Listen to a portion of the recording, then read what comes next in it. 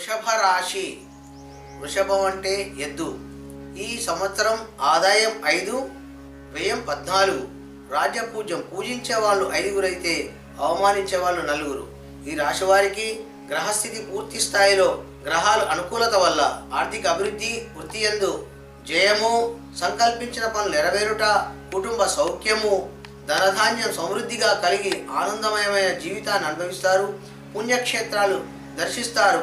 తలచిన పనులు నెరవేరుట, నూతన పరిచయాలు, ఆధ్యాత్మిక కార్యక్రమాల్లో యందు ఆసక్తి, స్వయం వృత్తి సామర్థ్యాలతో రాణిస్తారు. రాజకీయ నాయకులకు విజయం కలుగుతుంది. కోర్టు వ్యవహారములు సంతృప్తిగా సాగుతాయి. ధన, గృహ, భూలాభం కలుగుతుంది. విద్యార్థులు ఉత్తీర్ణత సాధిస్తారు.